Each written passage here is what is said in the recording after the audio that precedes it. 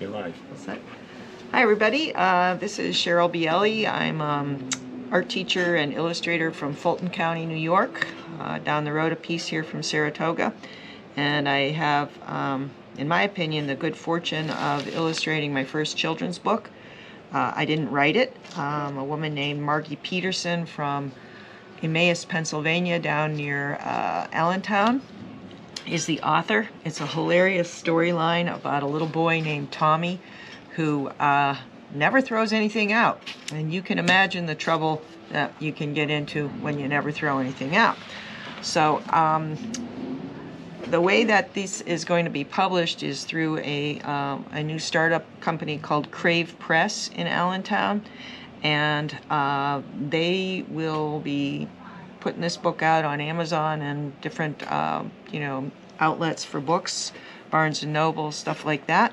And all I gotta do is hand these illustrations in by August 1st, which I still have 4 of them to do, plus the one I'm gonna do for you today. I want to start out just by showing you the plates that I've got done.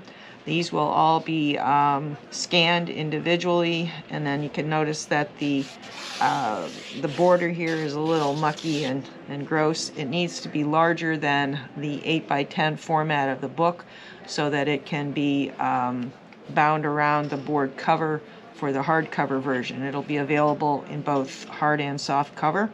So the page size is 8 wide by 10 high, and this is just a mock-up that I did. My printer doesn't work so hot, so the headline is a little bit goofy, but just to check out the spacing.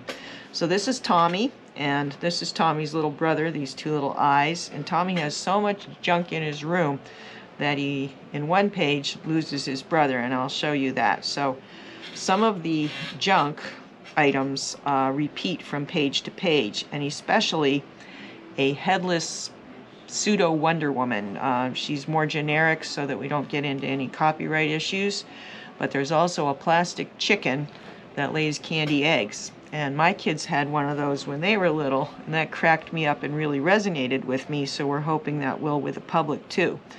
So as my joke, I put a little chicken in every single illustration, and there will be 16 of them. So you can do your best to find the chicken and Wonder Woman. In here, we probably better call her Headless Superhero. So chicken's here, Headless Superhero is here. Here's Tommy, but you'll notice some repetition too throughout. Now today I'm going to be showing you how to do the illustration of a hidden picture, but I just wanted to familiarize you with the layout of the book, where everything is kind of a hidden picture, and I think kids will have a blast just finding these recurring characters and also identifying with some other things. So each page is kind of like a game. So on this page, Margie, the author, talks about how Tommy just, it's a bad room if you sleepwalk because you run into everything. So this is Tommy in his striped pajamas, and you can find the chicken on your own. I don't want to ruin your fun. So this is cover in page 1. This is page 2 with the chicken. And I'm just using this for a cover sheet. And it talks about all the junk he has, including a broken chair. So we've got the chicken. I guess we don't have Headless Superhero in that one, but she's in most of the other ones.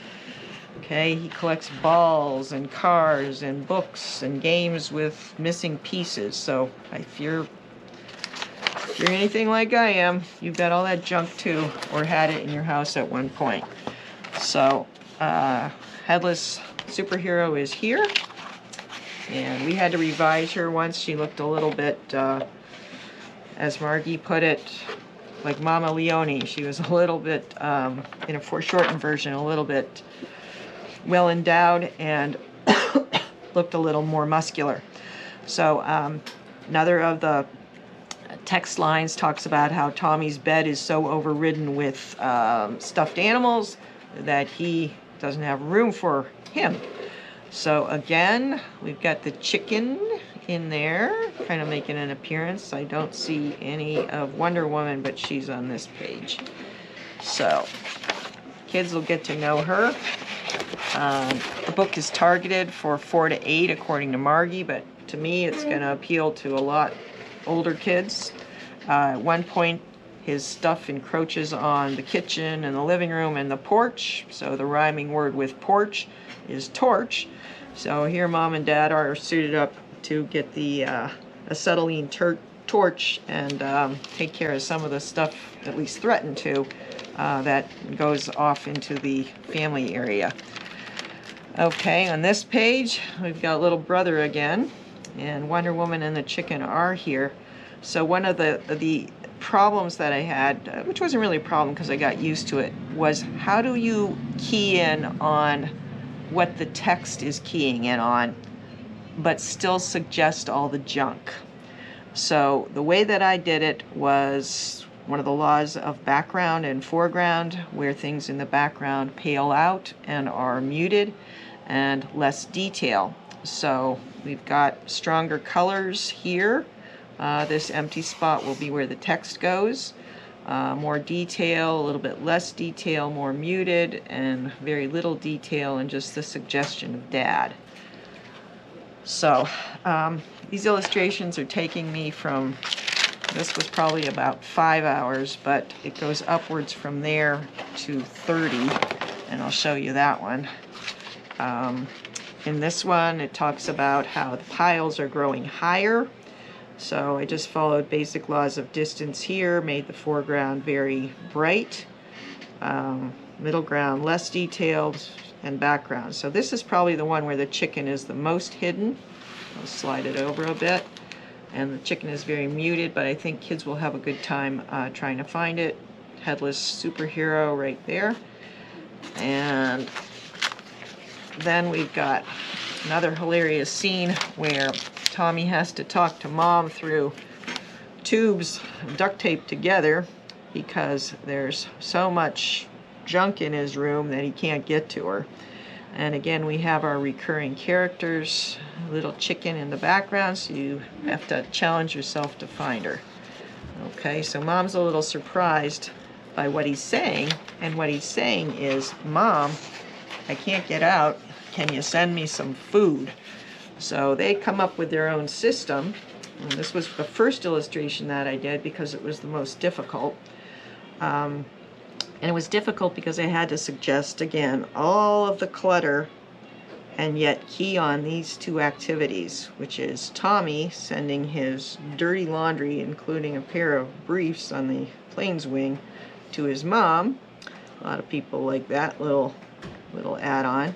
And then Mom is sending him his food by an electric train.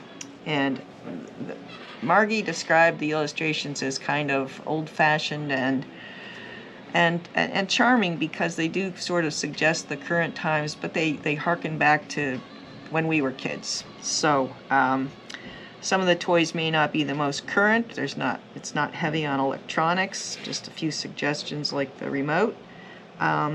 But it's got that sort of flavor. So I think adults will have a good time with it. Grandmas and grandpas will have a good time with it. And she specifically chose this old-fashioned train.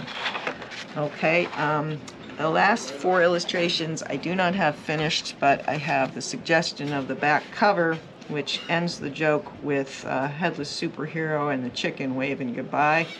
And then just the UPC, is that the right acronym? For the, the computer-generated coding will be in here. They may have to bleach it a little bit more electronically with Photoshop.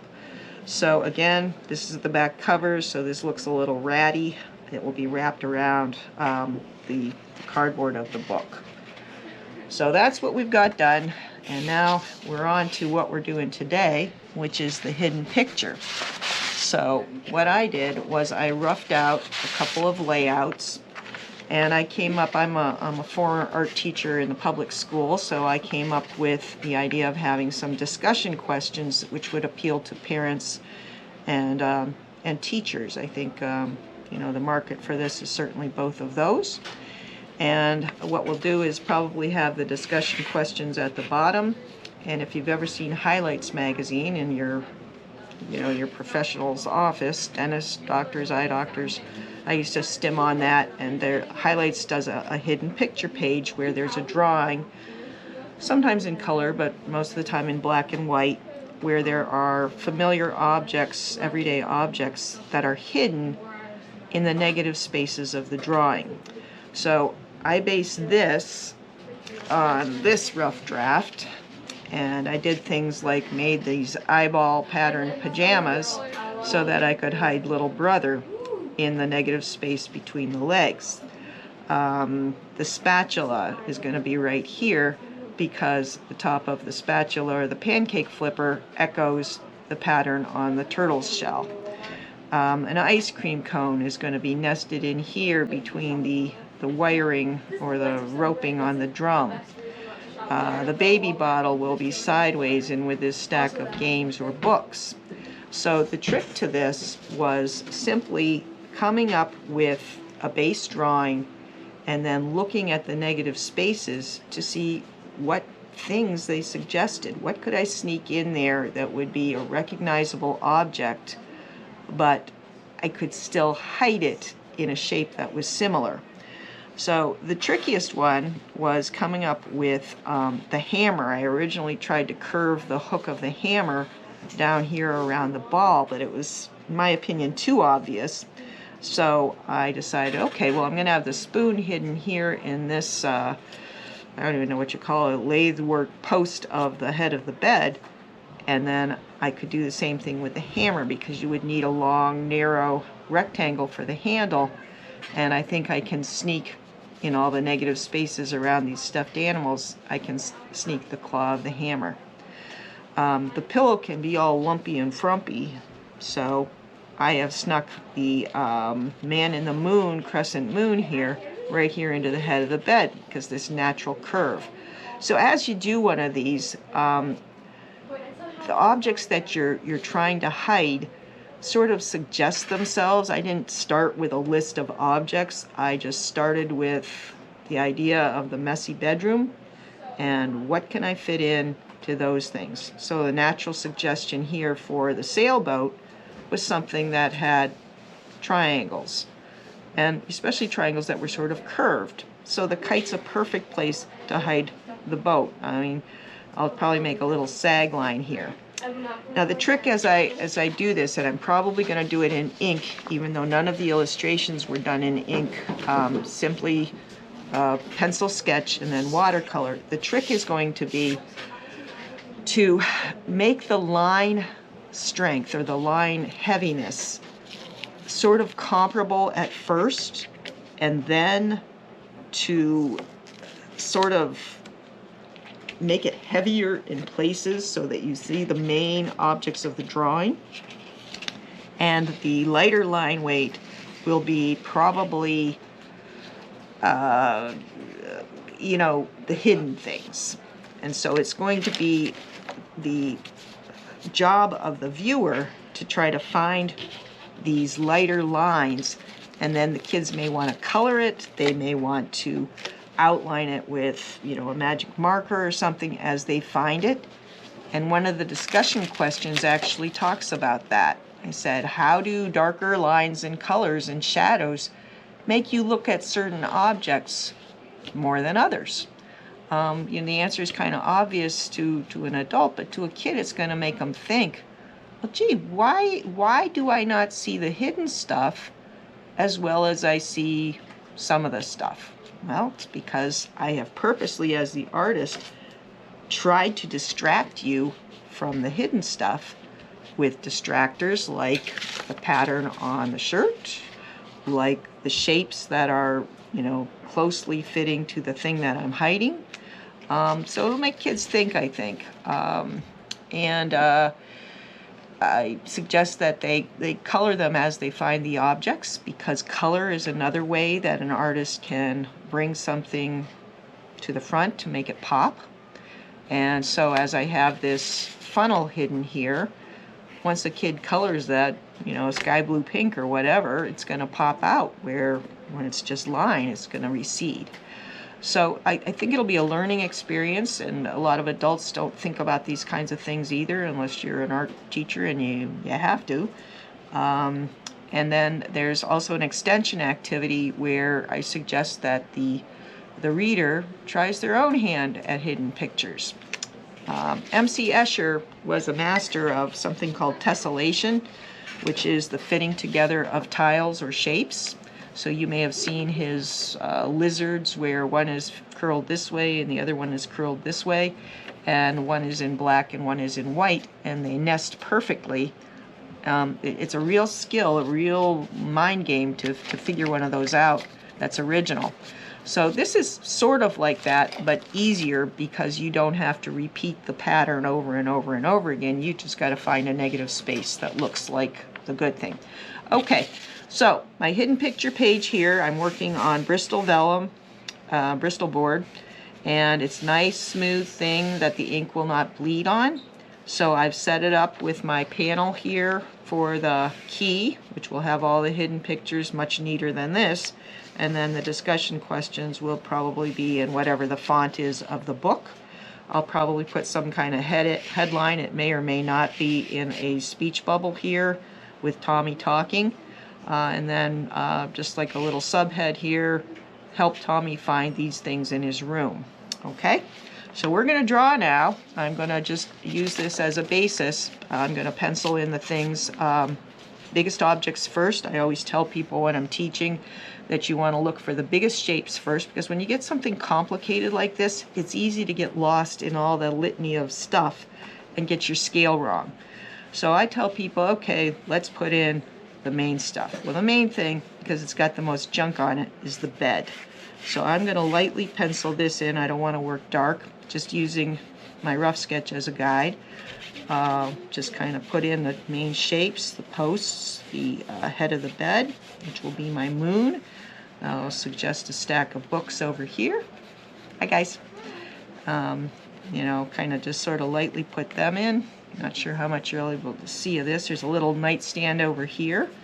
So I'm going to kind of stick that in. Might have to make this slightly smaller to get everything in. So I may as well get that out of the way while I'm doing. So this is an 8 by 10 block. It's roughly this dimension. So with, you know, our wonderful technology, we'll be able to shrink that down. And maybe shorten that slightly. Make room for Tommy and the door. Okay, I've got like a little bed lamp right here.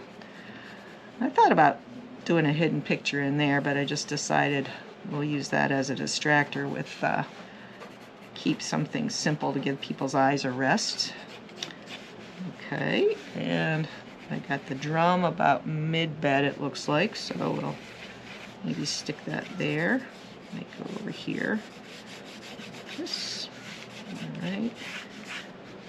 And, you know, with our technology that we have, if something is off by a couple, you know, a centimeter or something, you can probably actually just tighten it, just converge it without, you know, too much